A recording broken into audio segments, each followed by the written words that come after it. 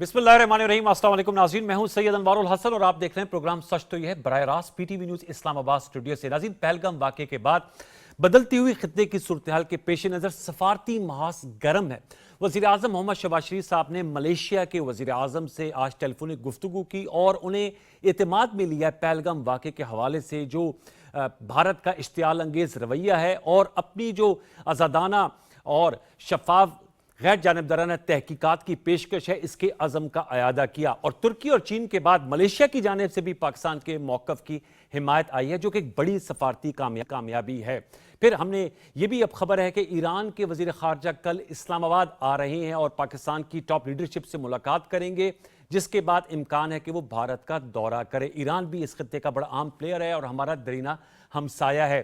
फिर इसके साथ साथ अब ये भी खबर आई है कि नायब वज़ीर आज़म और वज़ीर ख़ारजा सेनेटर इसाक डार साहब ने जो यूनाइटेड नेशन सिक्योरिटी काउंसिल है उस इजलास बुलाने के लिए अपने स्टाफ को हिदायत दे दी है, जो वहाँ पर अमला मौजूद है। हमारा परमानेंट ऑफिस है न्यूयॉर्क में, ताकि ब्रीफ किया जाए पूरी दुनिया को कि भारत की जानिब से पहलगाम वाक़े के बाद जिस तरह पाकिस्तान को इससे जोड़ने की कोशिश की गई बगैर किसी शवाहिद के और इंतहाई इश्तियाल अंगेज़ रवैया इख्तियार किया गया, उस हवाले से उन्हें एतमाद में लिया जाए। एक तो इस फ्रंट पे जो लेटेस्ट डेवलपमेंट है वो मैंने आपके सामने रखी। फिर डोमेस्टिक फ्रंट पे सियासी लीडरशिप को एतमाद में लेने के लिए इस वक्त वज़ीर इत्तलात और नशरियात अताउल्लाह तारड़ साहब और director general inter services public relation lieutenant general Ahmed Sharif Chaudhry साहब ब्रीफ कर रहे हैं। और इस बैकग्राउंड इन कैमरा ब्रीफिंग का मकसद यह है कि उन्हें बताया जाए कि पहलगाम यानी 22 अप्रैल के बाद से अब तक की जो टर्न ऑफ इवेंट्स है उनमें पाकिस्तान का क्या मौक़िफ़ रहा और भारत की जानिब से जो ये थ्रेट हमें नज़र आ रहा है, जिसका पहले बताया भी गया, उस हवाले से हमारी क्या तैयारी है। इन नुकात पे हम गुफ्तगू करेंगे। साथ में आपको बताते चलें before I go for my guest कि भारत के अंदर से भी अब नरेंद्र मोदी साहब के खिलाफ बहुत आवाज़ें उठ रही हैं। कल हमने आपको बताया कि भारतीय पंजाब के साबिक वज़ीर आला ने कहा कि कहाँ है वो सर्जिकल स्ट्राइक बालाकोट के, इसके शवाहिद दें।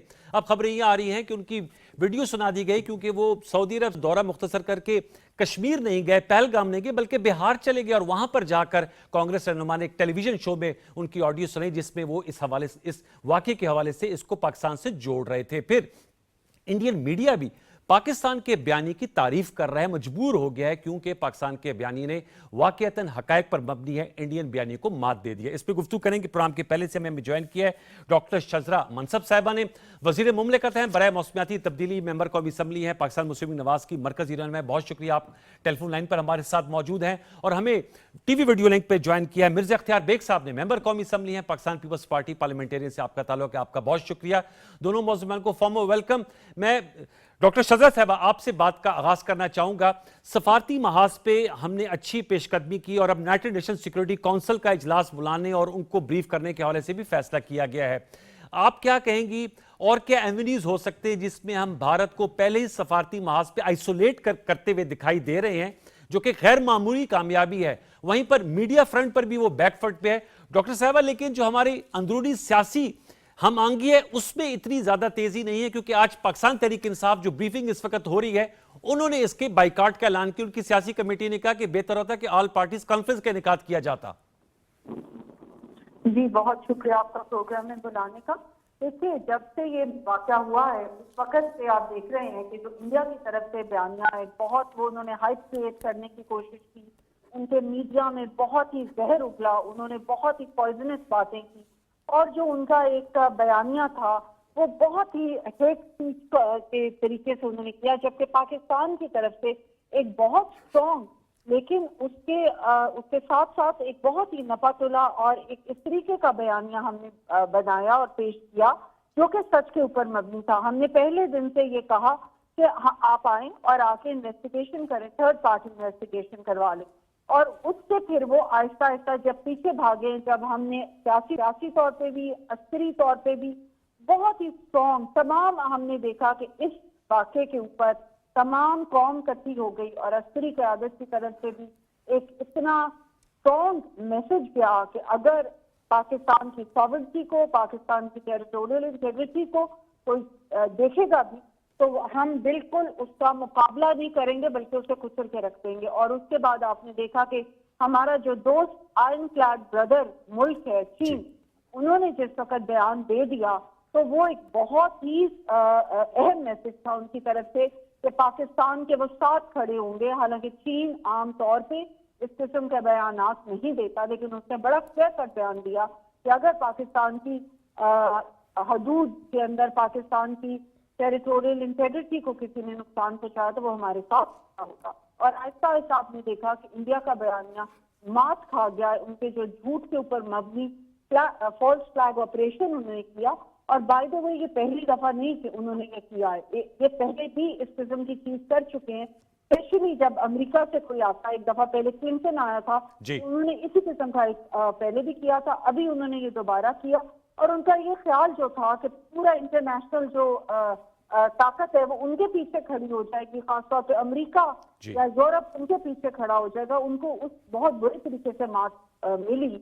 और पाकिस्तान के बयानी को जैसा आप बता रहे थे कि अब मलेशिया से भी और भी ममालिक से ये कहा जा रहा है कि इस चीज की इन्वेस्टिगेशन कराएं। इन्वेस्टिगेशन और प्रूफ के बगैर कोई भी इस चीज के साथ इंडिया साथ नहीं इस चीज में दे सकता। और पाकिस्तान ने पहले दिन से एक बहुत ही बैलेंस लेकिन बहुत ही मजबूत अपना मौकफ पेश किया, और अल्हम्दुलिल्लाह आज हम देख रहे हैं कि हमारा वो मौकफ कामयाब रहा। और जो सफारती जो आपने बताया कि हमने अक़वाम मुत्तहिदा के इजलास को भी सिक्योरिटी काउंसिल के लेकर डॉक्टर साहब वो आपने बड़े अच्छी तरीके से अहाता किया, आप खुद भी इन अमूर को अच्छी तरह समझती है। डोमेस्टिक फ्रंट की मैं बात कर रहा था कि अभी जो आज ब्रीफिंग हो रही है पाकिस्तान तहरीक इंसाफ उस पर शिरकत नहीं कर रही। उनका कहना यह है कि जी APC बुलानी चाहिए थी, और कल कौमी असम्बली का इजलास भी होने जा रहा है। क्या कहेंगे इस हवाले से? हम सियासी यकसुई कैसे और सियासी इत्तेफाक राय को कैसे रिफ्लेक्ट कर सकते हैं इन दिनों में खास तौर पर?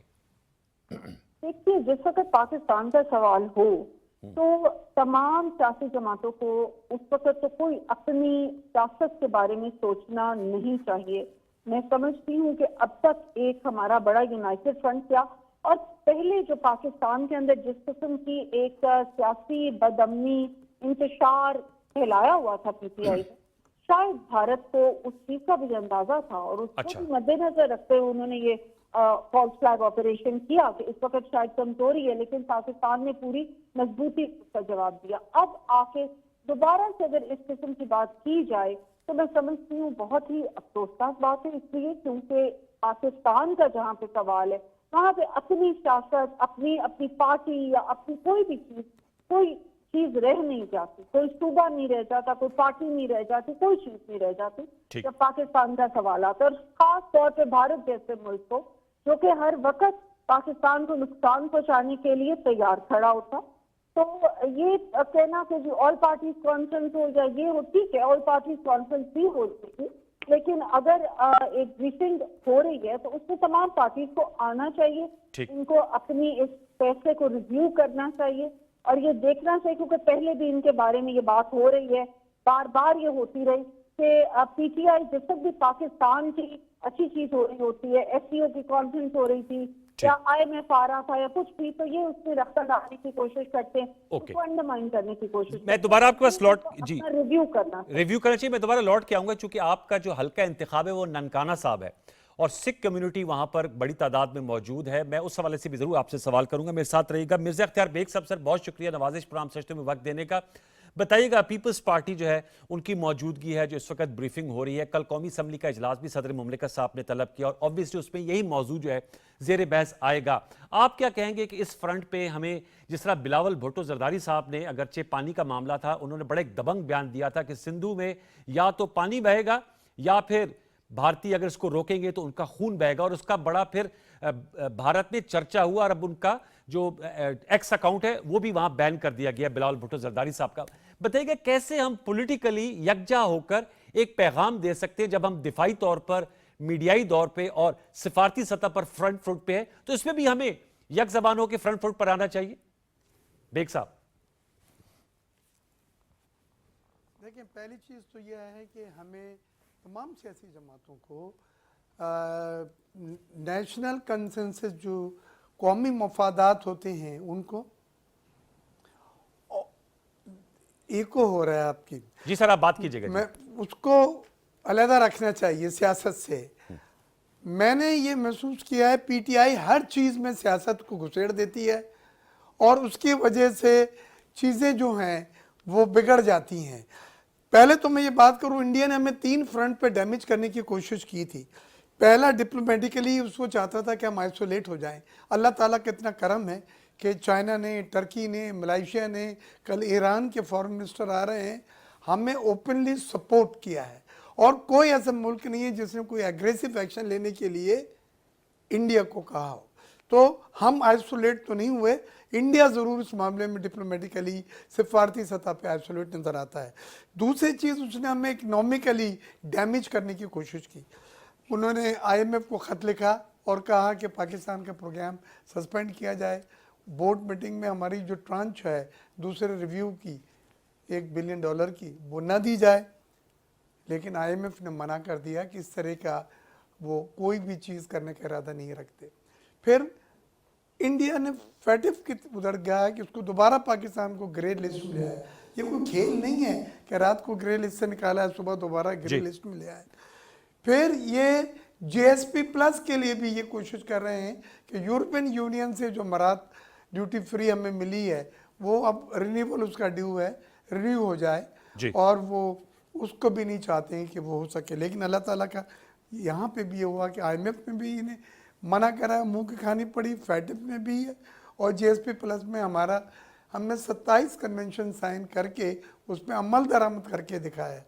तीसरी चीज़, डिफेंस में वो रफाइल की बात करते थे जी, जो प्लेन है फ्रेंच, जी 36 उन्होंने लिए थे, 26 का और ऑर्डर कर लेकर भी आए थे। खबर ये था कि रफाइल आने दें, फिर हम बताएंगे। पहले तो उनके और पहले मिग उनके जो मार गिराए गए थे उसके ऊपर उन्होंने फेस सेविंग कर रहे थे।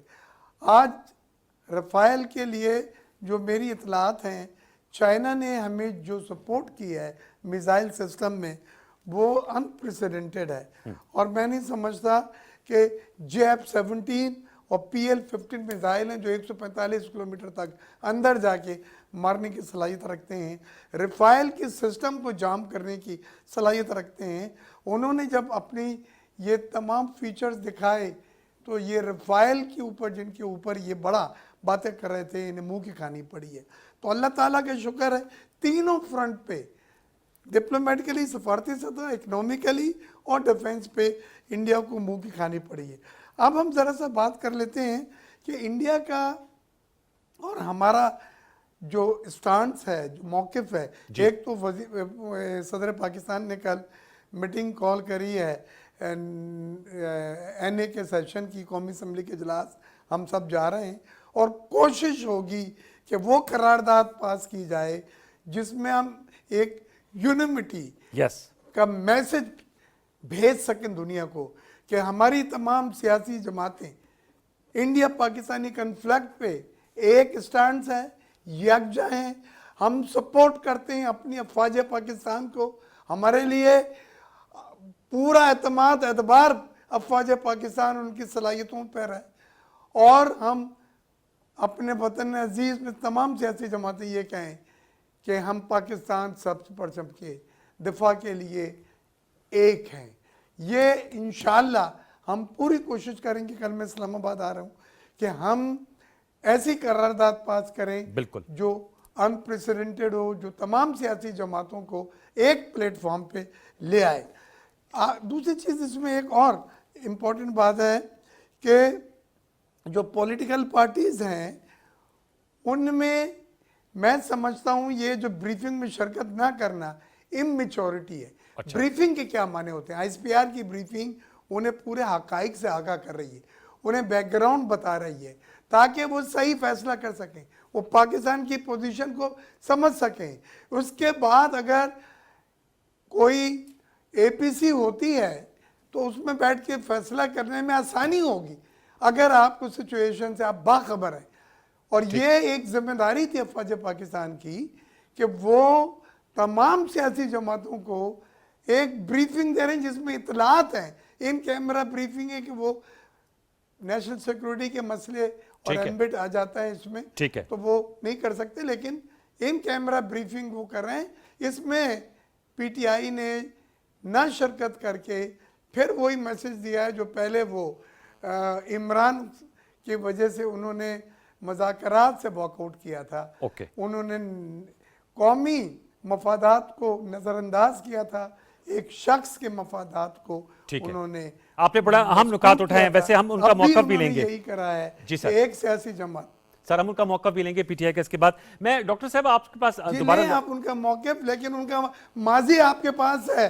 अनवारुल हसन जी, जी वो सर। तमाम बाइकआउट जब करते हैं उसके विज़ा विज़ उनके पास बानी पीटीआई के लिए कुछ करने के लिए वो मांगते हैं, ठीक है सर। नेशनल मफादात को रद्द करके। ओके, आपका पॉइंट टेकन सर। डॉक्टर साहब मैं आपके पास आना चाहूंगा। मैंने बात की थी, जरबत है आपका ननकाना साहब जो है वो कॉन्स्टिट्यूंसी, आप माशाल्लाह वहाँ से मैंने मुंतखब होकर आई, इस वक्त भी वहाँ अपने हल्के में मौजूद हैं। सिख कम्युनिटी वहाँ बहुत ज़्यादा, जरबत है बाबा गुरु नानक के जो है वो पैदाइश की जगह है और वहाँ पर उन्होंने उनके लिए बड़ी मुतबरक जगह है। बहुत से बयानात भी मैं सुन रहा हूँ, चाहे वो मशरकी पंजाब से आ रहे हैं जो कि इंडिया के पास है, और ज़रबत है पाकिस्तान में जो सिख कम्युनिटी है तो है ही पाकिस्तान के साथ। आपसे मैं जानना चाहूँगा क्या कहेंगी, क्या जज्बात हैं? क्योंकि बड़ी आज भी जो सेरेमनी होती है वाघा बॉर्डर में, उसमें हम देखते हैं कि जज्बात जो है वो उमड़ आते हैं जब पाकिस्तान का परचम जो है वो बुलंद होता है।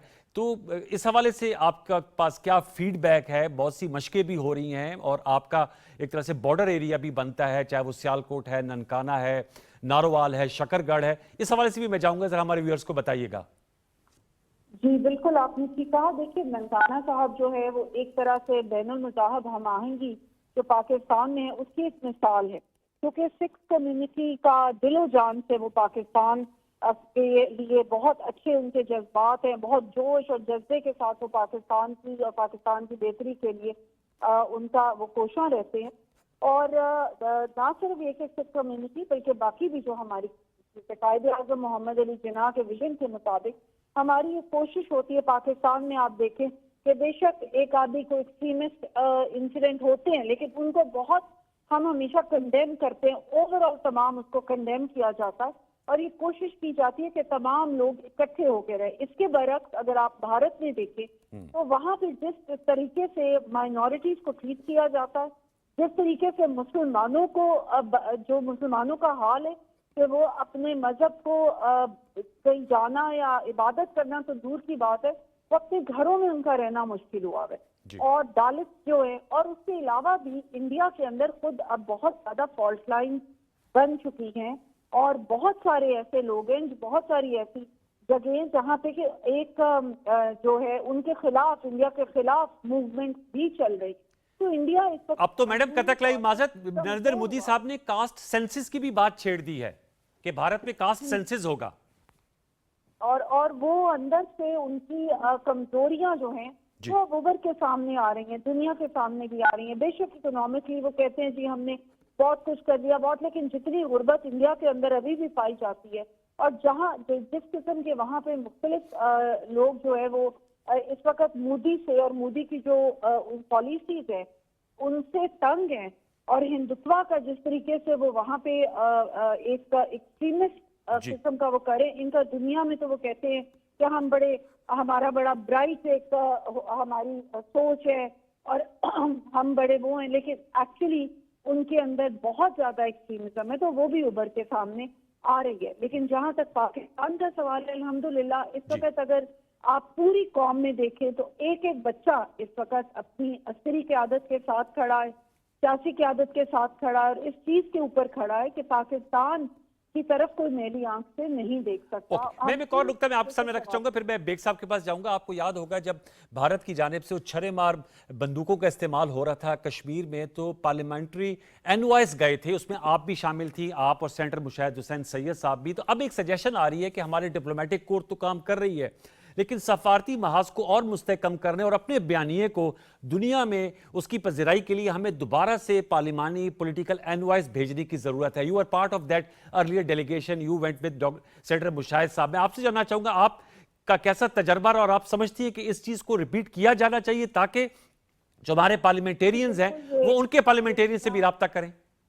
मियां नवाज शरीफ साहब का उस वक्त वो प्राइम मिनिस्टर थे, उनका ये विजन था, उन्होंने दुनिया के तमाम ममालिक स्पेशल ऑनवॉयस भेजे कश्मीर के ऊपर और हमने जाके दुनिया को बताया, उनको हमने ये कहा कि किस तरीके से भारत मजालम कर रहा। जी। तो जो पार्लियामेंट्री होती है ना आपस के अंदर एक इंटरैक्शन, Exactly. बहुत जरूरी होता है। दैट्स वेरी वेरी इफेक्टिव और वो बहुत ज्यादा एक अहमियत का हामिल होता है। तो मैं समझती हूँ कि जरूर इस वक्त की जरूरत है कि जहाँ पे हम यूएन का हम इजलास तलब कर रहे हैं सिक्योरिटी काउंसिल का, वहाँ पे हमें पार्लियामेंट्री की सतह पे भी ठीक। तमाम मुल्कों में जाना चाहिए, तमाम पार्लियामेंटेरियन से बात करनी चाहिए और अपना बयानिया, क्योंकि हमने Yes. भारत के बयानिए को तो बहुत अच्छे तरीके से हमने खत्म करा दिया, लेकिन अब हमें अपना बयानिया भी दुनिया को बताना है, दुनिया के तमाम मुल्कों को बताना है, चाहे वो मुसलमान ममालिक हो चाहे वो वेस्ट ममालिक हो। बिल्कुल।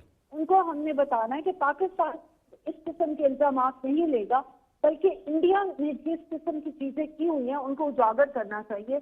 आपको पता है कि इंडिया ने कनाडा में जिस तरीके से बिल्कुल उनको किया और जिस तरीके से कनाडा ने बड़ा स्ट्रॉन्ग रिएक्शन जी एसिसिनेशन की और उन्होंने बड़ा भारत पे इसका इल्जाम भी, जो उनके साबिक वज़ीर आज़म थे ट्रूडो साहब, उन्होंने इल्जाम भी लगाया था। आपने अहम नुकता उठाया। मैं चाहूंगा मिर्जा अख्तर बेग साहब सर आप भी इस पे कमेंट कीजिएगा कि एक तो पार्लियामेंट का आपने बहुत अच्छी बात की कि एक अनप्रेसिडेंटेड करारदाद लाने की कोशिश की जाएगी इत्तेफाक राय से, जैसे सेनेट ऑफ पाकिस्तान में मुत्तफिका करारदाद सामने आई है पहलगाम इंसिडेंट के बाद, ऐसे कौमी असम्बली में भी जो है वो लाई जाएगी। आप भी कहते हैं कि पार्लिमानी वफूद को भेजना जाना चाहिए ताकि पाकिस्तान का जो बयानिया है वो सर चढ़कर बोले आलमी दुनिया में। जी मैं अपनी कुलीग शुजरा मनसब से बिल्कुल एग्री करता हूं और आपको सुन के ये खुशी होगी कि 24 से 30 मई तक पाक मोरक्को पार्लियामेंट्री फ्रेंडशिप ग्रुप जो 8 या 10 हमारे एमएनएज हैं पार्लियामेंटेरियन, अच्छा, मोरक्को जा रहे हैं। ठीक। और ये इस तरह के जो फ्रेंडशिप ग्रुप्स हैं वो ज़रूर हम उन तमाम फोरम पे जहाँ जहाँ हमें मौका मिलेगा हम उनके वज़ीर आज़म से भी मिल रहे हैं, फॉरेन मिनिस्टर से भी रिक्वेस्ट है और स्पीकर तो काउंटर पार्ट हैं और इस डेलीगेशन को स्पीकर कौमी असम्बली लीड कर रहे हैं। मैं कन्वीनियर हूँ पाक मोरक्को फ्रेंडशिप ग्रुप का। तो हमें ऐसे कोई मौके ज़ाया नहीं करने चाहिए जिसमें पार्लियामेंट्री फोरम्स के ऊपर हम अपने मौक़िफ़ को, पॉइंट ऑफ व्यू को उजागर कर सकें। और इंडिया तो वैसे ही फेस सेविंग नहीं कर पा रहा क्योंकि कोई मुल्क उससे ये पूछने वाला नहीं है कि एक सबूत तो दे दो, एक एविडेंस तो दे दो, एक कोई डॉक्यूमेंट ऐसा दे दो जो आपके पास सर है ही नहीं तो कहां से देंगे उसका, या कोई मर्डर हो, किसी की लाश पकड़ी हो, किसी के पास पासपोर्ट आपके पास हो, एनआईसी निकला हो, कोई चीज़ अब तक 15 मिनट में आपने पाकिस्तान के खिलाफ एफआईआर कटवा दी। आपको वही हुई थी, इल्हाम हुआ था कि ये पाकिस्तान ने किया है। ये है उनकी मीननेस कि वो पाकिस्तान घुमा के फिरा के लाते हैं। लेकिन आप जी आप दोनों के इस बात पर इत्तेफाक है। सर मेरा चूंकि इस वक्त सेगमेंट का वक्त खत्म हो जा रहा है, बहुत शुक्रिया, thank you so very much doctor Shajra Mansab, आपने हमें ज्वाइन किया। मिर्जा अख्तियार बेग साहब सर आपका बहुत व्यूअर्स एक छोटा सा वक्फा शामिल करेंगे, वक्फे के बाद आएंगे तो अली मोहम्मद खान साहब पाकिस्तान तहरीक इंसाफ के एमएनए हमसे गुफ्तगू करेंगे, उनका मौक़िफ़ जानेंगे कि वो इस पहलगाम वाक़े के बाद क्या राय रखते हैं। सब कुछ एक वक्फे के बाद, वक्फा ले लीजिए।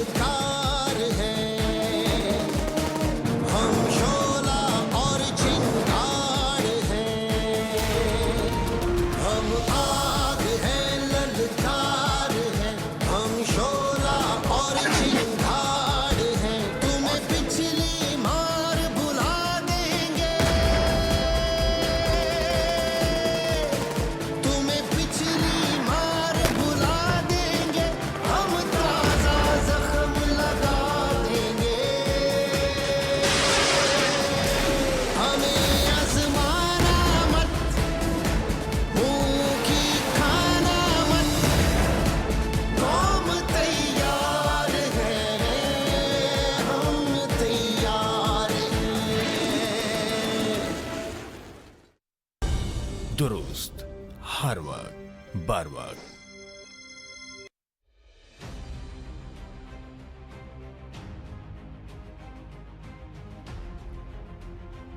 इसराइली हरबों पर अमल पैरा मोदी हुकूमत कश्मीरी अवाम को हक के खुद इरादियत के मुतालबे की सजा देने के लिए उनके रिहायशी मकानात को बारूद लगाकर तबाह कर रही है। पहलगाम फॉल्स फ्लैग ऑपरेशन के बाद से काबिज भारतीय अफवाज मकबूजा जम्मू और कश्मीर में 1 दर्जन से जायद रिहायशी मकानात को तबाह कर चुकी हैं। मकबूजा खित्ते में रिहायशी मकानात की मिसमारी का हरबा कश्मीरियों की तहरीक आज़ादी को कुचलने की नाकाम भारतीय कोशिश है। काबिज भारतीय अफवाज के हाथों मकानात की मिसमारी बुनियादी इंसानी हुकूक की सरी खिलाफवर्जी है। आलमी बरादरी का फर्ज है कि वो कश्मीरियों के खिलाफ भारत के जंगी जराइम का एहतसाब करे।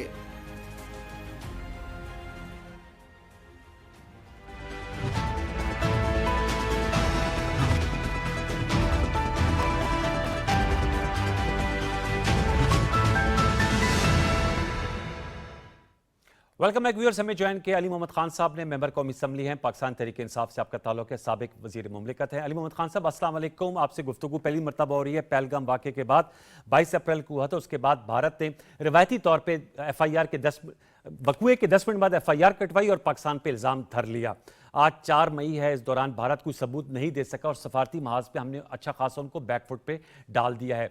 सर, पॉलिटिकली कल एक कौमी असम्बली का इजलास भी होने जा रहा है जिसमें पाकिस्तान तरीके से ज़ाहिर बात है अपोजिशन की सबसे बड़ी जमात है मौजूद होगी। आज क्या वजह बनी? आप सियासी कमेटी के मेंबर हैं, जो ब्रीफिंग इस वक्त हो रही है DG ISPR साहब दे रहे हैं और वजीर इत्तलात इस तमाम मामले के हवाले से, उससे आप लोगों ने बायकॉट किया। अभी डॉक्टर शजरा मनसब साहबा से मैं गुफ्तगू कर रहा था और मिर्ज़ा अख्तियार बेग साहब से, वो कहते कि आप लोग को आना चाहिए जैसे, क्योंकि इसमें आपको बहुत से मामलात से इल्म होगा कि इस वक्त किस नहज पे हैं पाक भारत ताल्लुकात।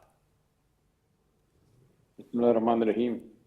अल्लाहुम्मा सल्लि व सल्लिम व बारिक अला सय्यिदिना मुहम्मद रसूलुल्लाह खातमुन नबिय्यीन सल्लल्लाहु अलैहि व आलिहि व सल्लल्लाहु अलैहि वसल्लम। सबसे पहले तो पूरी कौम इस वक्त इस जो भारतीय जो उनकी जंगी जनून है जी, उसके खिलाफ हम सफारा हैं, चाहे हमारा ताल्लुक जिस भी जमात से हो।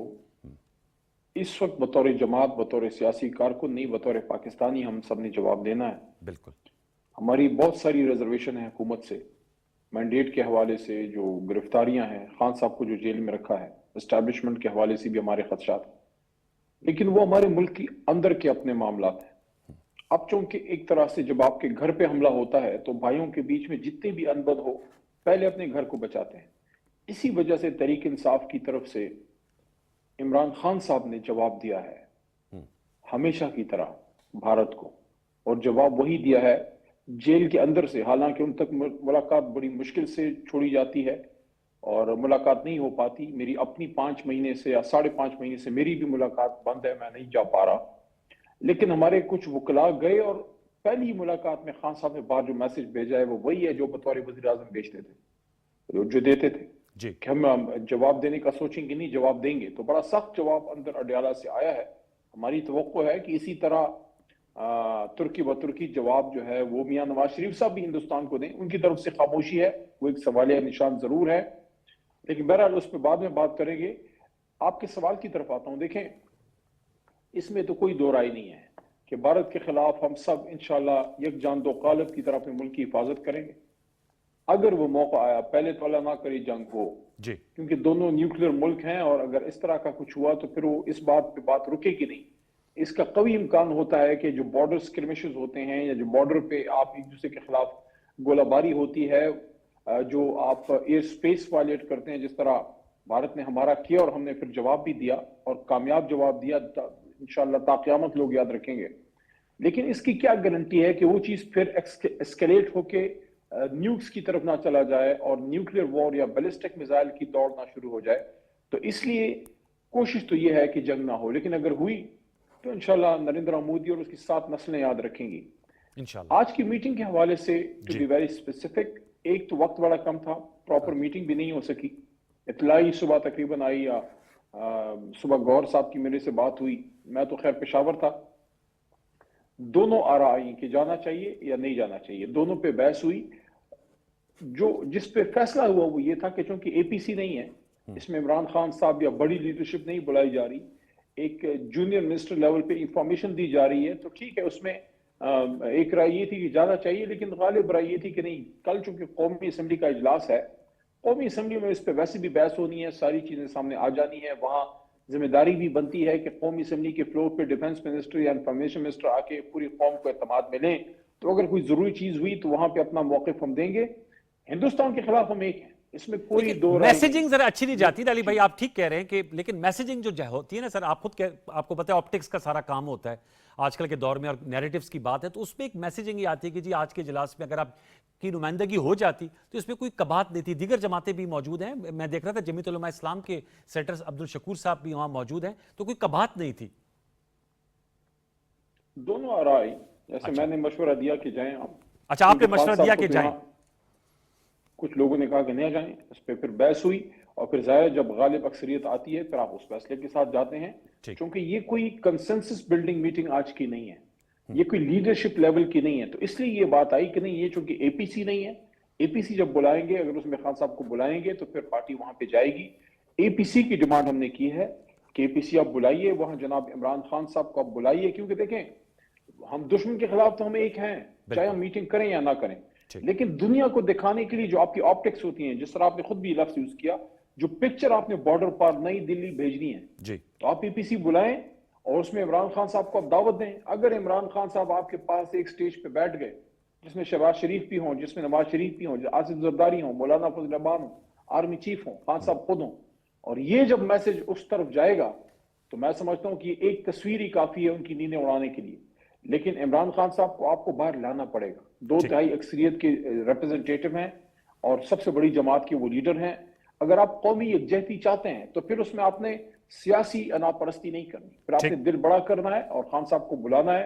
खान साहब जब आएंगे, यकीन करें कौम में एक नई एक रूह, एक उमंग पैदा होगी। ठीक, पॉइंट टेकन। अब ये मुझे थोड़ा सा बताएगा, क्योंकि आप कश्मीर पे भी बहुत ज़बरदस्त अंदाज पे उसका मुकदमा लड़ते हैं, पेश करते हैं सर, इसका वैसे ये तो जो पहलगाम का वाकया हुआ, इससे पहले पुलवामा हुआ था, उस वक्त आप लोगों की गवर्नमेंट थी, वो भी एक फॉल्स फ्लैग ऑपरेशन था, और फिर हमने देखा वो बालाकोट की एक नाम निहाज सर्जिकल स्ट्राइक थी, और उसका दंदान शिकन जवाब था, अभिनंदन की सूरत में उनके त्यारे को गिराया, उनको काबू में रखा, फिर उनको वापस किया, और पाकिस्तान ने बड़ा तगड़ा जवाब दिया, चाय भी उन्हें पिलाई, और टी इज़ फैंटास्टिक जो है वो अब एक मीम्स के तौर पे भी इस्तेमाल होता है। ये कब कैसे इसका हल निकल सकता है, क्योंकि मकबूजा कश्मीर में कोई भी वाकया होता है वो पाकिस्तान पे इल्ज़ाम धरते हैं और फिर चढ़ दौड़ने के दावे करते हैं, जैसे अब भी कहा कि जी घर में घुस के मारेंगे, वो तो बकौल उनके अपने एक अपोजिशन एमपी के कि खुद घर में घुस के बैठ गए मोदी साहब, लेकिन हम नहीं चाहते कि वॉर हो, लेकिन हम तैयार हैं। तो अली मोहम्मद खान साहब, आपकी क्या राय है कि इस मामले का मुस्तकिल हल कैसे निकल सकता है? देखिए, एक तो मौजूदा हालात के तनाजुर में बात है और एक मुस्तकबिल के, जी, दोनों पे शॉर्ट बात करूंगा। देखिए, मौजूदा तो मैंने आपको पहले भी ये बात की कि दोनों न्यूक्लियर पावर हैं जी, हालांकि न्यूक्लियर टेक्नोलॉजी में हम उनसे आगे हैं, मिसाइल टेक्नोलॉजी हमारी उनसे फार सुपीरियर है। एयरफोर्स का आपको पता है कि इंशाल्लाह हमारे सामने वो कल के बच्चे की तरह नजर आएंगे, हमेशा हमारी एयरफोर्स ने उनको नाकू चन्ने चबवाए हैं, ग्राउंड पे इंशाल्लाह वो हमारा मुकाबला नहीं कर सकते। पानी बंद करने की उन्होंने कोशिश की है, उस पर उनको सख्त जवाब आया है। तो मैं समझता हूँ कि नेवी में ऑफ कोर्स आपने देखा होगा कि उनको पीछे अभी जाना पड़ा है, ज्यादा डिटेल में नहीं जा सकता मैं जी। तो हर जगह पे उनको पसपाई हो रही है। इस वजह से मोदी साहब ने अब अपनी एक तरह से बैकफुट पे जाके अपनी जिम्मेदारी अपनी जर्नल्स के कांधों पे डाल दी है कि आप फैसला करें। बंदे में दम नहीं है, देखें अंदर अंदर उसकी जहर बहुत है जी। लेकिन जहर अब अपना असर खो चुका है। उसको ये पता है कि अगर एक दफा उधर गए वापस फिर करिया कर्म करा के पाकिस्तानी छोड़ेंगे, इस बार शायद चाय भी ना पिलाएं। इंशाल्लाह अगर आ गए ना फिर उनको लग पता जाएगा। लेकिन मैच्योर नेशंस की तरह आपको एक दूसरे के साथ लड़के नहीं, गुफ्तगू से मसले हल करने हैं। कश्मीर का बहुत बड़ा मसला है, जब तक कश्मीर का मसला हल नहीं होता, मैं हमेशा ये कहता हूं कि Kashmir is a nuclear flash point for a third world war.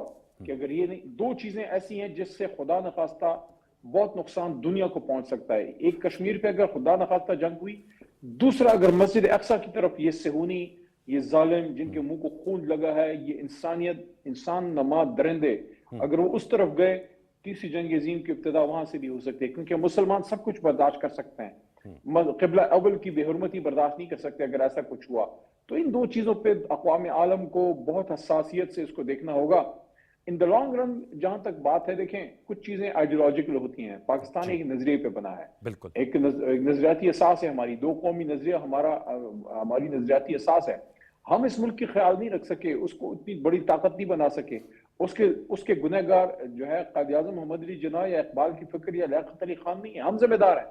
हम अपने बाग की रखवाली नहीं कर सके, हमारे हाथ से 2 लख्त हुआ, हमारी कमजोरियों की वजह से हुआ, हालांकि हिंदुस्तान का उसमें हाथ था। लेकिन जो पेशन गोइयां हैं, जो हुजूर सल्लल्लाहु अलैहि वसल्लम की इस खित्ते के लिए पेशन गोइयां हैं, जो गज़वा हिंद की हदीस है, मैंने अपनी तो कोई बात नहीं की। जिस तरह बात की जाती है, जो मजाक उड़ाया जाता है, मैंने गज़वा हिंद की जो बात की, मैं ये तो नहीं कह रहा गज़वा हिंद शुरू हो चुका है। मैं तो ये बात की थी कि हुजूर सल्लल्लाहु अलैहि वसल्लम की सही हदीस है, नसाई में है, इमाम अहमद बिन हंबल से मरवी है, बहुत से लोगों से पहुंची है। अबू हुरैरा रज़ियल्लाहु अन्हु की हदीस है कि हुजूर सल्लल्लाहु अलैहि वसल्लम ने पेशन गोई की इस गज़वा हिंद की। मैंने जब बात की तो क्या आपने क्या पढ़ा, पीछे पड़ गए? भाई मेरी बात नहीं है, आप मेरा नहीं मजाक उड़ा रहे, आप अपने नबी पाक सल्लल्लाहु अलैहि वसल्लम की हदीस का मजाक उड़ा रहे हैं, माज़अल्लाह। और गज़वा हिंद क्या है? गज़वा हिंद आपको पेशन गोई दी जा रही है कि इंशाल्लाह एक वक्त आएगा कि हिंद के जो हुक्मरान है वो बेड़ियों में जकड़ के लाए जाएंगे। आप एक गैरतमंद मुसलमान, या हम तो खैर पख्तून भी हैं, इस साइड पे तो इन चीजों का ज्यादा ख्याल रखा जाता है। आपकी 7 नस्ल पहले अगर किसी ने जुल्म किया, आप उसका बदला लेते हैं। देखें, मैं ये नहीं कह रहा जाके चढ़ दौड़ें, लेकिन क्या लाल किले पे इस्लाम का सब्ज लाली परचम नहीं लहराता था? तो गज़वा हिंद की हदीस के तनाज़ुर में आप इसको देखें, गैरतमंद आदमी अपनी चीज का बदला लेता है। हमारा झंडा उतार के, हमारे लोगों को तबाह बर्बाद करके, हमें मार के, फिर हमें कहते हैं कि तुम यहां से निकल जाओ। देखें, हम जंग नहीं चाहते ना, हम जंगी जुनून वाले लोग नहीं, हम अमन पसंद लोग हैं। हमारा दीन भी अमन पसंद है। पाकिस्तान खुद अमन पसंद मुल्क है। हमने हमेशा जवाब दिया है, हमने कभी भी इनिशिएट नहीं किया। 65 में भी हमने जवाब दिया, हमने 71 में हम पे हमला हुआ, ये भी 2019 में हम पे हमला हुआ। हमेशा हमारी ये स्पेस जो है वो क्रॉस की जाती है, जवाब फिर हम देते हैं, और फिर उनके जो है उनके दादा परदादा तक जो है वो बात चली जाती है, उनके फिर बड़ों को पता लग जाता है कि किस कौम को आपने छेड़ा है। लेकिन कुछ उसूली चीजें हैं, और उसूली बात ये है कि अगर हिंदुस्तान ने इस बार जुर्रत की, मैं इस बार पाकिस्तानियों में एक और जज्बा देख रहा हूं, मैं मजाक नहीं कर रहा, मैं ब्लफ नहीं कर रहा, मैं किसी पाकिस्तानी के चेहरे पे मैंने परेशानी नहीं देखी जी। मैंने लोगों में एतमाद देखा है कि आने दो देखी जाएगी। लेकिन मैं समझता हूं दोनों तरफ जो भी जिम्मेदार लोग हैं, उनको फिलहाल किसी भी किस्म की न्यूक्लियर या ट्रेडिशनल आर्म्ड एस्केलेशन की तरफ नहीं जाना चाहिए। बहुत बड़ा खिता है, बहुत दुनिया आबाद है, मुसलमान, गैर मुस्लिम, बेशुमार हिंदू, बेशुमार मुसलमान, बेशुमार सिख, दुनिया आबाद है। कल अली भाई टुवर्ड्स जी अली भाई, कल कौमी असम्बली से एक मुतफिका पैगाम जाना चाहिए। आएगा मुतफिका पैगाम आएगा। हम किस लिए कौमी असम्बली में बैठे हैं? ठीक, ये जमातें किस लिए हैं? पीटीआई, नून लीग, मुस्लिम लीग, ये जो पीपल्स पार्टी, ये इसलिए तो नहीं बनी कि हमने 1.5 इंच की मस्जिद बनानी है। सियासत अपनी अपनी, लीडर अपना अपना, मुल्क एक। अगर कोई इस पे मेरे से इख्तिलाफ रखता है, मैं इख्तिलाफ रखूंगा अपने से भी, पराये से भी। पाकिस्तान पे जब बात आएगी, फिर बात सिर्फ इस सब्ज लाली परचम की होगी, पाकिस्तान जिंदाबाद की बात होगी। फिर एक लीडर की बात होगी पीछे जिसकी तस्वीर है, और एक मुल्क की बात होगी पाकिस्तान की। पाकिस्तान तहरीक इंसाफ इमरान खान साहब ने पाकिस्तान के लिए बनाया है। ठीक, हम किसी और की जिम्मा नहीं लेते, लेकिन तहरीक इंसाफ की हद तक मैं कहता हूं, कल आपको इंशाअल्लाह कौमी असम्बली में अगर मौका मिला तो एक पाकिस्तानी की आवाज आएगी, पाकिस्तानियों का जवाब आएगा, पीटीआई नून लीग का नहीं आएगा इंशाल्लाह। और अभी भी आपका पाकिस्तानी के तौर पे ही आपका जवाब है। बहुत शुक्रिया नवाजिश, thank you very much, you always speak very well. Ali Mohammad Khan का बहुत शुक्रिया। व्यूअर्स हमसे गुफ्तगू कर रहे थे, अब एक छोटा सा वक्फा शामिल करेंगे, तो उसके बाद जरा हमारे साथ एनालिस्ट मौजूद होंगे, उनसे जानेंगे पाकिस्तान की दिफाई कुव्वत और कल जो अब्दाली मिसाइल का कामयाब तजर्बा हुआ है। एक छोटा सा वक्फा, दौरा लौट के आते हैं, हमारे साथ रहिए।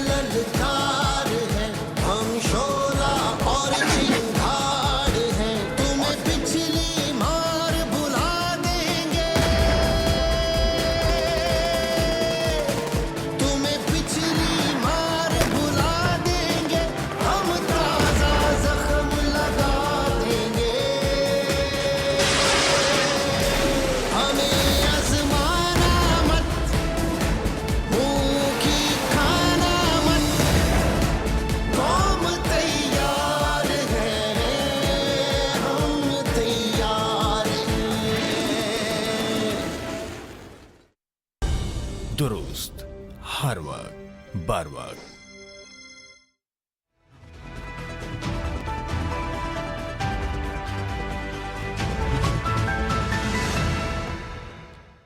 Welcome back viewers. हमें ज्वाइन किया है air commodore retired Khalid Chishti साहब ने टेलीफोन लाइन पर मौजूद हैं, और कुर्बान बलूच साहब एनालिस्ट हैं, सहाफ़ी हैं, हमारे साथ स्टूडियो से मौजूद है। दोनों मौजूद को फॉर्मल वेलकम। खालिद चिश्ती साहब, सर आपसे मैं बात करना चाहूँगा। ज़ाहिर बात है पाकिस्तान इंडिया फेस ऑफ इस वक्त उस सिचुएशन है, और अखबारात मीडिया इतलात के मुताबिक एक काविश भी उनकी जानिब से करने की कोशिश की गई जब राफेल तैयारे उन्होंने अम्बाला के एयरपोर्ट से उड़ाए और अपनी हदूद से पाकिस्तान में कुछ स्ट्राइक करना चाहते थे, लेकिन फिर हमारे जो सिस्टम्स हैं उन्होंने उनके कम्युनिकेशन को लॉक किया, हमारे तैयारे हवा में उड़े। उसके बाद फिर वो अम्बाला के बजाय श्रीनगर एयरपोर्ट पर जो है उन्होंने अपने आप को लैंड कर लिया। इससे पहले बालाकोट के बाद फिर वो अम्बिनंदन का सारा एपिसोड, आप एयरफोर्स में एयर कमांडोर के ओहदे से रिटायर हुए। मैं आपसे जानना चाहूँगा इस वक्त हमारी एयर पार किस नहज पे है? 2019 में तो उनको बड़ा रूट शॉक पहुंचा था, और भारतीय वज़ीर-ए-आज़म ये कहते हुए सुनाई दिए गए कि अगर राफेल तैयारे होते तो हालात बदले हुए होते। 2025 में तैयारे तो मौजूद हैं, हालात बदलेंगे या वैसे ही थे जैसे 2019 में भारत के थे? बहुत शुक्रिया अनवारुल्लाह साहब मुझे इनवाइट करने का। जहाँ तक आपने 2019 के रेफरेंस से, तो मैं भी वहीं से रिफ्रेश करता चलूँ बात को कि 2019 में बिल्कुल यही कहा था कि अगर राफेल होते तो ये होता जी। लेकिन जो तब्दीली आई है वो उन्होंने जरूर राफेल ले लिए, लेकिन आज उनके लिए बदकिस्मती से अभी भी हालात इस तरह नहीं बदले जिस तरह वो चाह रहे होंगे। वो इस तरह हुए कि मुझे अंदाजा है कि मैं पाक फ़िज़ाइया में जब मेरा रेगुलर आना जाना होता है, बिकॉज मैं अपनी डॉक्यूमेंट्री अपने नाम से चलाता हूँ और डॉक्यूमेंट्री 6 साल से बना रहा हूँ, और यही जो जहाज है J-10C और ब्लॉक 3 JF-17 थंडर उड़ रहे हैं, मैं इन्हीं के पायलटों से कुछ हफ्ता पहले पर्सनली मुलाकात करके सारा दिन गुजार के आया था। अच्छा, ये उन्होंने वही की है एक्टिविटी के जैसे उन्होंने इंडक्ट करने की कोशिश की। ये मैं आपको बताता चलूँ कि सिर्फ 4 राफेल नहीं होते, ये एक स्ट्राइक फॉर्मेशन होती है, उसके पीछे बैक एंड पे सपोर्ट जहाज होते हैं, उनके पीछे और इंटीग्रेशन होती है, जैमर्स होते हैं। तो ये पूरे जहाज़ों का प्लान या फ्लीट का पैकेज का प्लान यही था, पेनिट्रेशन करके ऑब्वियसली टारगेट ऑब्जेक्टिव्स अपने अचीव करना। अच्छा। और पाक फ़िज़ाइया में मैं इसको कहता हूँ कि 3 डायमेंशन से इसको एड्रेस किया है। एक तो जमीन से हवा में, तो हमारे पास सरफेस टू एयर मिसाइल हमने अभी रिसेंटली कोई 8-9 महीने पहले इंडक्ट किया, ऑपरेशनलाइज किया, HQ-9B। उसकी जो पोटेंशियल सबसे ज्यादा काबिलियत यही है कि वो हाईली इफेक्टिव है, लीथल है, और बहुत ज्यादा जैमिंग के अगेंस्ट रेजिस्ट कर लेता है, यानी कि स्टेल्थ टेक्नोलॉजी इसके अंदर है। अच्छा। जमीन से हमारा वो डिफेंस था जो कि अभी उसकी जरूरत नहीं पड़ी। हवा में हमारे J-10C, F-16, JF-17 थंडर और ये सब जहाज मौजूद थे। और तीसरा डायमेंशन जिसकी कम बात हो रही है वो ये था कि हमने एरोस्पेस या साइबर कमांड भी अपनी इम्प्लॉय की, जिसका मतलब ये होता है कि हमने एक थर्ड डायमेंशन को भी अप्लाई किया, जिसका मकसद क्या था? इन तीनों डिफेंस या 3 डायमेंशन से डिफेंस करने का मकसद क्या था? तो मकसद ये होता है अल्टीमेटली कि हमने पायलट्स की खास तौर पर जो एक सिचुएशनल अवेयरनेस है उसको सारा डिग्रेड करने का मकसद था। और वो मैं सिंपल करके कोशिश करता हूँ समझाने की बात को, कि ये होता है कि पायलट के अपने एक प्लान होता है, मिशन होते हैं, टारगेट होता है, वेपन कैरी करना होता है, ऑब्वियसली एक सारी इम्पैक्ट उन्होंने क्रिएट करना होता है। जब आप पायलट के जहन में ये वहम या शक डाल दें कि देयर इज समथिंग रॉन्ग, या कुछ ऐसी गड़बड़ हो रही है जो मुझे समझ नहीं आ रही है, या मैं लिव अप नहीं कर रहा, या मैं कंपैटिबल अपने आप को नहीं पा रहा, जिससे उसका कॉन्फिडेंस चेक हो जाता है। चाहे आप जैमिंग करें, चाहे उनकी कम्युनिकेशन को ब्लॉक करें, चाहे कोई और तरीका इस्तेमाल करें। मैं सिक्योरिटी रीजन की वजह से सारी डिटेल में नहीं जा सकूंगा, लेकिन मैं ये नाज़रीन की तसली जरूर बताता चलूँ कि यहाँ ये मकसद ये था कि उनकी अवेयरनेस या कॉन्फिडेंस चेक किया जाए, सिचुएशनल अवेयरनेस डिग्रेड की जाए, जिसमें पाक फ़िज़ाइया पूरी तरह कामयाब थी। और आपने खुद ही कहा कि अम्बाला से टेक ऑफ करके उनको श्रीनगर में इमरजेंसी लैंडिंग करनी पड़ी। That shows the element of panic जो सेट इन हुआ। और इस बात में मैं जरूर पाक फ़िज़ाइया कि सिर्फ फाइटर जहाजों को नहीं, जो जाहिर है हवा में इंतजार कर रहे थे उनका कन्फ्रंट करने के लिए, अगर वो पेनिट्रेट करते, मैं तमाम हमले को, चाहे वो ग्राउंड टेक्नीशियन से लेकर एयर डिफेंस लेकर सबको मैं दाद देना चाहूंगा कि उन्होंने टाइमली, बर वक्त और प्रॉम्प्ट इफेक्टिव एक नतीजे पे पहुंच के ना सिर्फ थ्रेट को आइडेंटिफाई किया, रिस्पॉन्ड भी किया और रिपल्स करने पर मजबूर है। बहुत सारे बड़े अहम नुकात आपने उठाए, मेरे साथ रहेगा। कुर्बान, आपसे मैं जानना चाहूँगा मीडिया के फ्रंट पे, भारत के मीडिया में जिस किस्म की एक हमें उधम दिखाई देता है, अभी भी वो जारी है, आप तो खैर खुद भी एक्सपोज हो रहे हैं, क्या कहेंगे कि उनके मीडिया ने जिस तरह रिएक्ट किया है पहलगाम के बाद, लेसन लर्न क्या होना चाहिए? अगर जर्नलिज्म में उनके संजीदा भी सहाफ़ी हैं, ऐसे नहीं कि तमाम सहाफ़ी ऐसे ही हैं, लेकिन जो मोडिफाइड किस्म के सहाफ़ी हैं उनके बारे में मैं कह रहा हूँ। मोदी ने जो एक वहाँ मोमेंटम बनाया है, मैं समझता हूँ कि पूरा नेगेटिव, वो हुक्मरानी के हवाले से, वो मीडिया के आज़ादी के हवाले से, न सिर्फ ये पाकिस्तान के हवाले से उसकी मीडिया का ये नेगेटिव एटीट्यूड है, उनके जो अपोजिशन है या उनके जो अपने शहरी हैं, वो मुस्लिम हों, वो दलित हों, वो सिख हों, और अगर मकबूजा कश्मीर के हवाले से भी ये एक सारा नैरेटिव, और मैं समझता हूँ कि वहाँ मीडिया अब ये मीडिया से या लोगों से उसका कोई ताल्लुक नहीं है, सारा कमर्शलाइज हो गया है। उनकी ये कोशिश है कि बढ़ा चढ़ कर चीज़ें बेची जाएं और उसको सोशल मीडिया पे उसका कारोबार बनाया जाए, और इसको कारोबार बनाया गया मीडिया को।